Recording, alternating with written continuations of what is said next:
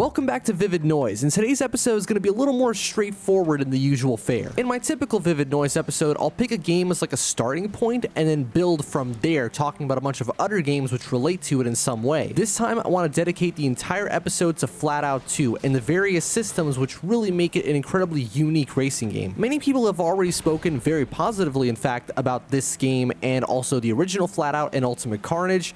We don't really talk about the other two, but there's these very specific things that this game does that I feel like many people don't bring up often, and that's what I want to talk about. As this is a racing game, the absolute #1 thing it needs to get right is how the cars drive. And I believe that as an arcade racer specifically, Flatout 2 strikes a very, very good balance between predictability and unpredictability. There's nothing that makes a racing experience more boring and stale than when your car behaves exactly the way you expect it to around every single corner every single time without fail. That is something that you generally want with a more realistic racing game, absolutely.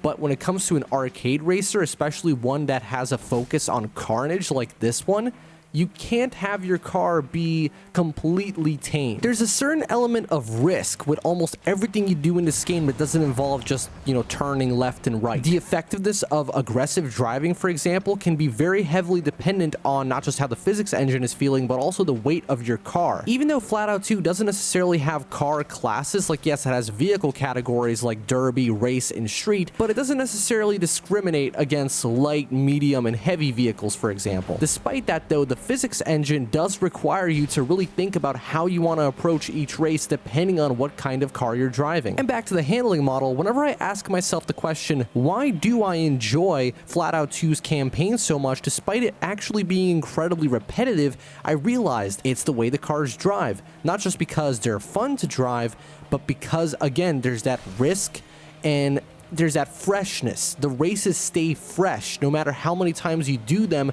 because every tiny little difference between the weight of the cars and the AI that I'm going to get into later prevents the game from falling into a routine, so to speak. As in, I'm always excited to tackle a new race, even if I've already driven this car or driven on this track or raced against this particular configuration of opponents. It's just really impressive that a racing game of all things, a genre where repetition is inherent, was able to pull something like this off, at least for me. It also helps that the game has some extra game modes like the derby events, special events, and stadium events, but we're just talking about the core gameplay here. And as I mentioned earlier, now I want to talk about the game's AI opponents and how they contribute to both the gameplay and the overall identity of Flatout 2 as a game. I'm not sure how much it comes across in just the free races I'm going to be showing for this video, but trust me, when you're going through the entire campaign, you will start to notice that every single AI driver has their own unique style, their own strengths, weaknesses, driving quirks, which allow you to recognize them even if it weren't for that little icon in the corner. Some of them are extremely competitive and consistent, like Jack or Sophia. Those guys will always be on your ass. Whereas drivers like Jason and Ray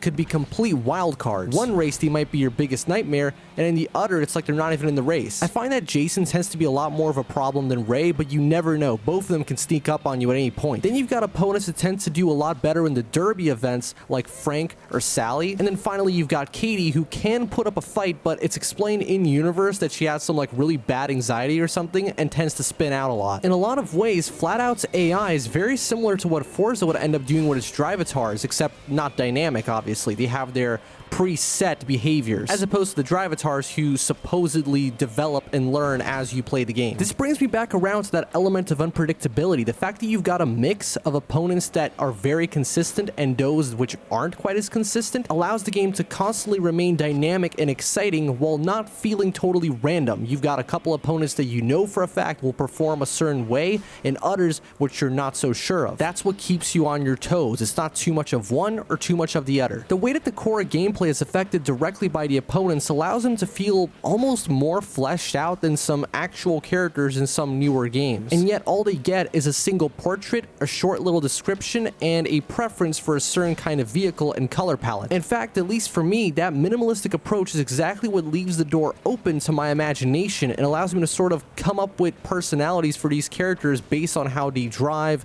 look, and what they drive. As you approach each race, you become wary of their strengths and try to exploit their weaknesses. For example, late game, Sophia will always use a heavier vehicle, so you're going to want to have one as well so you don't get knocked around. Or for example, in the derby events, Frank tends to be really aggressive there, so you got to make the choice between avoiding him and leaving him for last, or taking him out as early as possible despite the risk involved. Since some of your opponents can be wild cards, as I mentioned earlier, that also means that you can never quite relax. You can't really afford to underestimate any of them, especially during a cup, since you can never know whether or not they're going to take the race a little more seriously. So far I've done nothing but praise this game, but it's not perfect, so I'm going to talk about a few of the things that annoy me about it now. For one, the AI, while it is probably my favorite thing about this game from a gameplay standpoint, it does make the difficulty a little bit inconsistent. 90% of the typical race events are ridiculously easy when you have the right car for them, but some of the special events that take place on some of the more unique tracks can be really one-sided, especially the oval track where top speed is pretty much the only thing that matters. So if you go in with a car that simply isn't fast enough,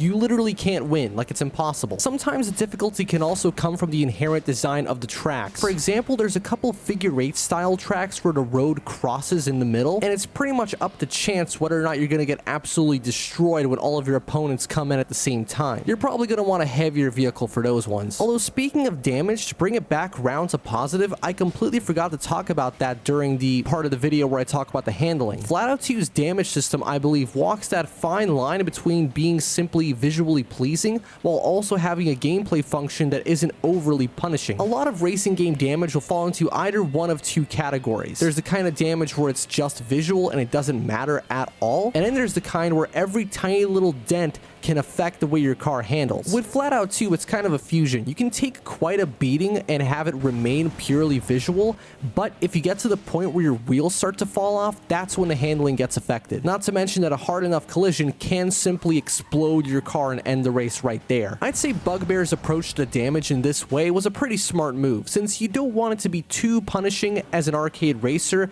but you still want there to be some consequence to the fact that you've destroyed your car. Otherwise, you get the burnout problem where you've got only two states of your car, perfectly fine and completely destroyed. And yes, I know during the takedown events in Burnout Free, your car can get visually damaged, but it's just that, visual. And if I had to complain about something else in Flatout 2, and I know I'm going to sound like a complete buzzkill, it would have to be the stadium events. I understand that they are a part of the game's identity, I just personally don't find them too enjoyable. Oftentimes I find the controls counterintuitive despite how simple they are. Oftentimes it's just a single key, but even still I can never get the hang of them. You know, call it a skill issue, I don't care, but I'm just glad they're not mandatory. Those are really my only two major complaints when it comes to this game. Now I want to talk about something else. It would be very ignorant of me to not bring up a semi-recent game that came out called Flatout. For all intents and purposes, Flatout is essentially Flatout 2 HD, except not Ultimate Carnage, because that's actually Flatout 2 HD. The game seems to be a fairly faithful recreation of the original Flatout 2 formula, but obviously with updated visuals and a fucking killer soundtrack. I was expecting it to be some throwback rock or something, like the kind of music that's trying really hard to sound old,